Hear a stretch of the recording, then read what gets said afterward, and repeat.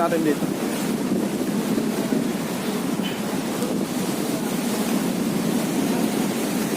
Wow!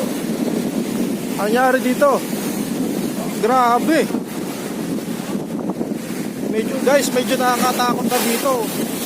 Halos grabe talaga.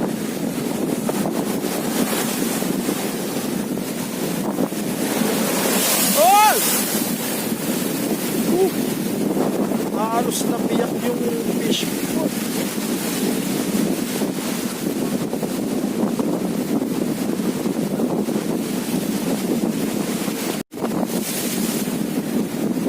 So guys, ito pa yung nangyari dito, isang medyo nakakamanga. Yung park dito sa side na to, yung mga pinapark niya ng ano, halos lumubog na. Makikita nyo, lumubog na. Kaya medyo delikado na dito mag-park ng sasakyan.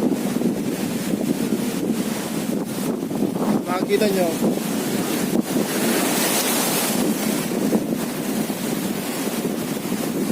Sira. Ito. Ayun.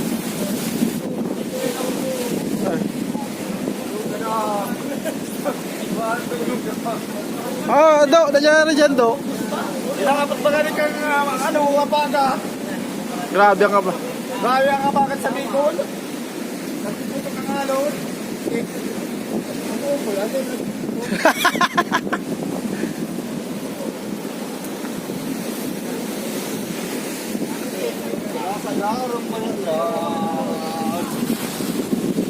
Makatakot na lagi mag-park. Do, ano yan do? Nagkabulbul. Nagkabulbul. So, bale, dalawang lambat to. Nagkabulbul. Tapos nagkagatak-gatak. Noy, nagkabulbul, nagkagatak-gatak. So, nagkabulbul pala. Dalawang lambat to. Dalawang lambat ng dalawang bangka. Nagkabulbul. So, inaayos na nila.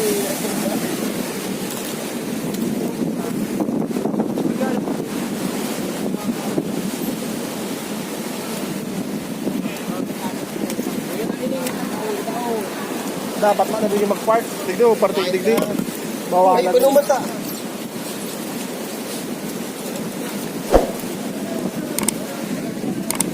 Dapat sa area ito wala na mag-park. Kasi medyo delikado na. Lalo na yung mga truck.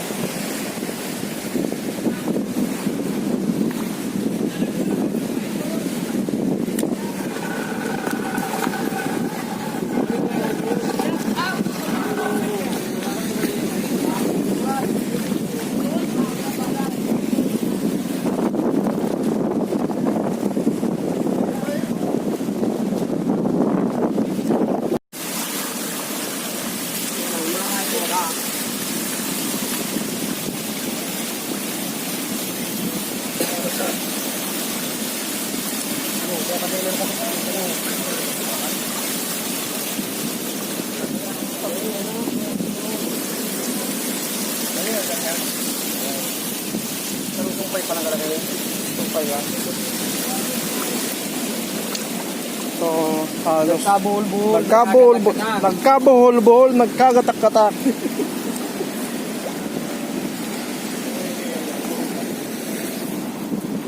Makatakot na digilo mag-park. Dapat digiharangan na niyo. Wasak pa kami.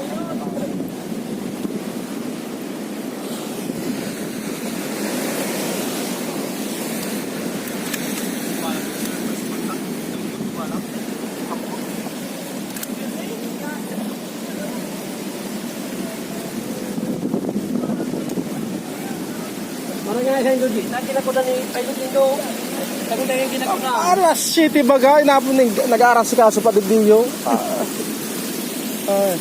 Takunday talaga na natapos. Hulog.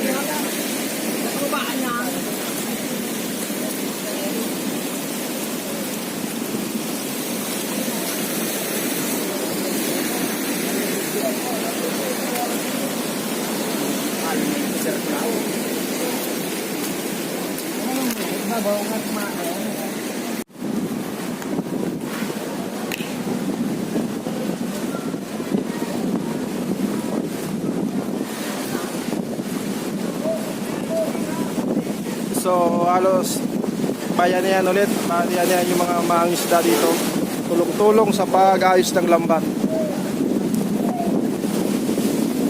Ito yung kagandahan dito, tulong-tulong.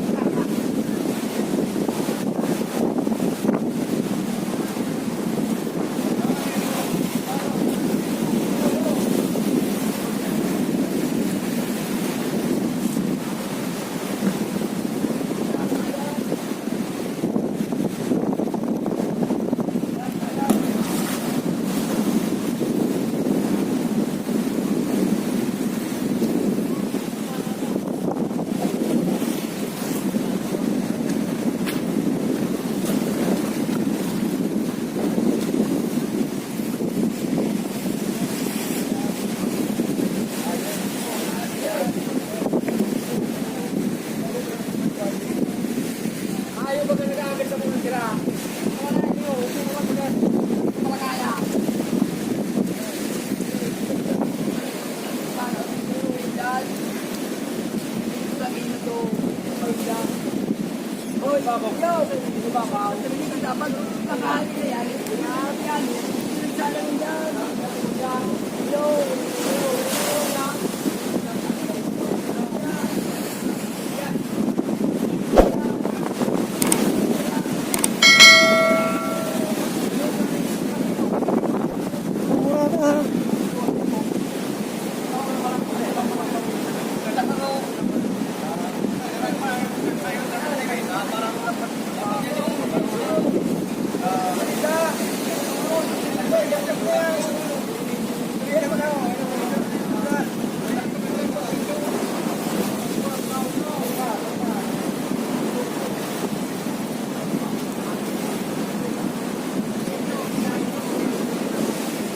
A few moments later. So guys, ito yung lambat namin.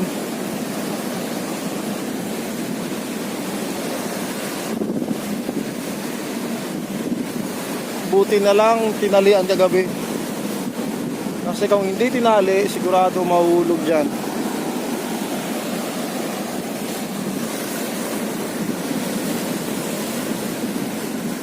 Buti na lang tinalian. Ito yung tali. Buti na lang tinalian. Kasi kung hindi tinalian, sigurado mahulog dyan.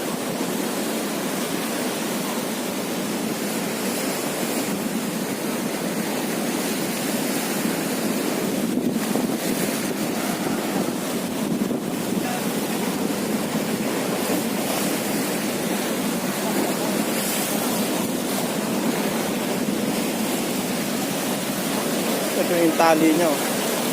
So nakasecure naman talaga. So kahit anong lakas ng alon, hindi mahulog, hindi ano rin. Kaya credit sa mga tauhan namin, sa mga tauhan ni Bustulit. Sinecure nila yung lambat ng Palakaya. Ayos-ayos. Shout out sa inyo sa Team HB Kulit. Shout out. Mga kabeng, ito rin yung bangka namin. So halos tumabingi. Makikita nyo, dati nandun siya, nakapark. So inabot dito ng alon. Ay shit, nasira. So nasira rin yung isang part dito sa may bandang likuran. So tabingi. Buti na lang hindi nasultot. What's up? Shout out.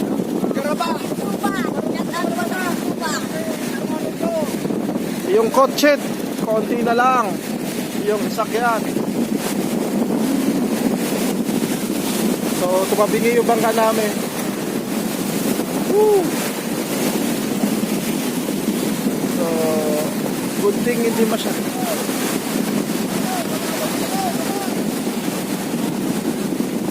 Buti na lang hindi ganong nasira. Woo! Thanks. Up! Mano!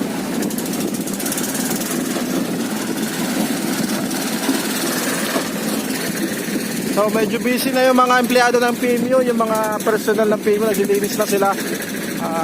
Ayos, ayos. Magtabang ka man doon, G! Magtabang ka man doon. So ayos, naglilinis na lang yung mga empleyado ng PMU.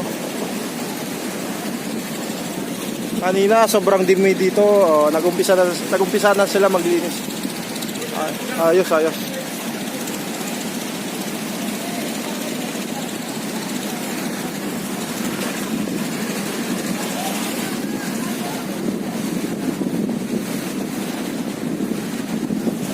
So mga kabiyag, nakita nyo na yung sitwasyon dito sa Pasakaw Fishport. Medyo nakakalungkot, maraming nasira. And hopefully maayos nila, and hopefully bumalik sa dati yung sitwasyon dito sa Pasakaw Fishport. And salamat, thanks God, hindi naman masyadong malakas, pero ganun pa rin, merong mga nasira. Siguro mga 3 days pa to bago umupa yung abagat dito sa amin. So shout out na lang sa mga kabiyag natin dyan. Keep safe kayo sa lahat ng mga Bicolanos, sa mga tropa ko, sa mga kapatid ko. Ingat kayo dyan mga kabiyag, and keep pray lang. Manalangin lang tayo sa taas, and nakayahan natin to. Pinoy tayo, kaya natin to. Okay, shout out sa inyo guys, and God bless. Ingat kayo parate, ingat. Salute.